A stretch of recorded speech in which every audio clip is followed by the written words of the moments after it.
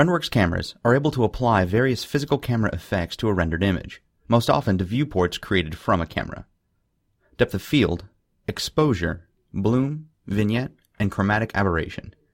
These effects emulate various photography styles available in a real-life camera, or those that previously needed to be added in post-processing. Before going further, it's important to note that regardless of the camera effect settings you enable on a given camera, camera effects must be enabled in the rendering mode you intend to use before you will see any of the effects appear. This means that you will need to use a Renderworks style, with camera effects enabled in the options pane of the Edit Renderworks style dialog. Camera effects will never appear in wireframe, OpenGL, shaded poly, or hidden line render modes. Depth of field is a visual effect in which some objects, normally the objects being focused on, appear sharp and clear, with closer or further away objects from the camera appearing blurred. F-stop is the main factor in controlling what blurs and what does not. A smaller f-stop value will cause the focal area to become smaller. A larger value will bring more of the image into focus.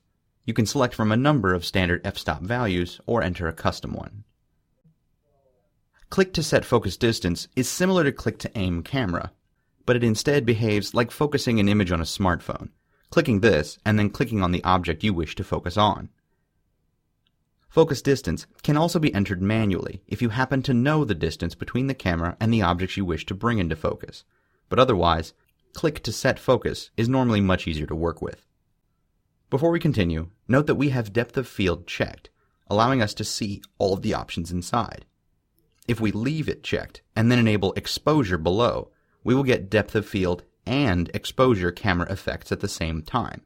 If we only want one or the other, then the one we don't want should be unchecked. The other options below are simpler, and their values can simply be zeroed out to disable them. Exposure allows you to control how much light is included in the render. In real life, this equates to how long the iris is open to take a single image. But in rendering, it effectively just increases the intensity of all lights in a given scene. There are two ways to control exposure: ISO film speed and shutter speed. These two values will always be combined to get the exposure result. For both, the higher the value, the more light will be included in the rendering. Custom shutter speed becomes available only if you select the custom option in the shutter speed dropdown. As with focus distance, unchecking this box disables the effect. Bloom is controlled via a simple percentage setting, with a default value of 0. Values between 0 and 20% will add a reasonably realistic bloom effect, but increasing this higher, especially above 100%, will give a surreal amount of bloom. Setting this back to 0 disables this effect. Vignette creates a fading blackness effect around the edges of a rendered image.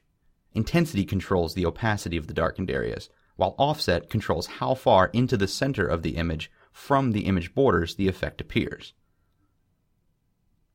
Lowering intensity reduces the darkness from the edges. Raising it increases it.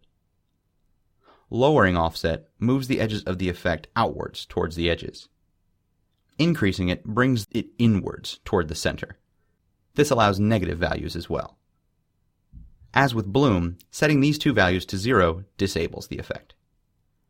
Chromatic aberration, the last camera effect, will add randomized distortions of color to a render of the intensity specified.